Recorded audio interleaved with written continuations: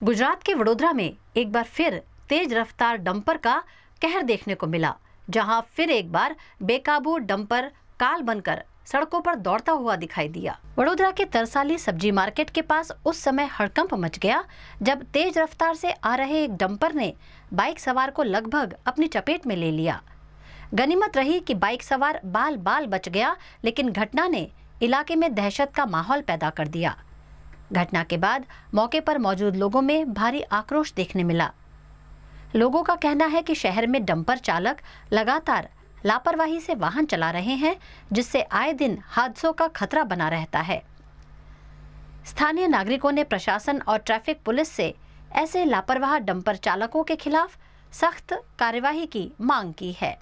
लगातार सामने आ रही ऐसी घटनाओं ने ट्रैफिक व्यवस्था और जिम्मेदार विभागों की कार्यप्रणाली पर भी सवाल खड़े कर दिए हैं।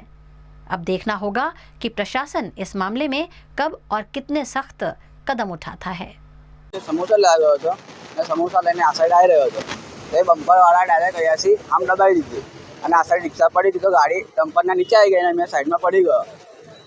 બસ એવું થયું હતું। પાછળથી ને એ પાર્ટીએ દબાવી દીધો। મેં આ સાઈડ આ લાઈનમાં ચાલતો હતો ને ડાયરેક્ટ આ લાઈનમાંથી ડાયરેક્ટ આ સાઈડ દબાવી દીધો છે મને। બમ્પર વાળા આજે દીખતા નહીં, ધ્યાન રાખતા નહીં, જેમ ફાવે એમ ચલાવે છે લોકો અને બધાને ઉડાડે જ છે।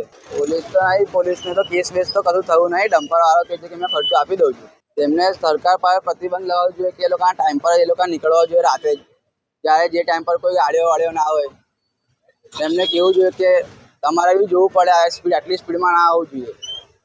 એ લોકો આજે એટલું ઉપર હોય કે એ લોકોને તો નીચેનું કશું દેખાય બી ના, એ કોઈ કાર્ય કંઈ બી આવી જાય અને એ લોકો આજે એકતા ધ્યાન રાખતા જ નહીં, જેમ પાડે એમ ચલાવે જ છે એ લોકો।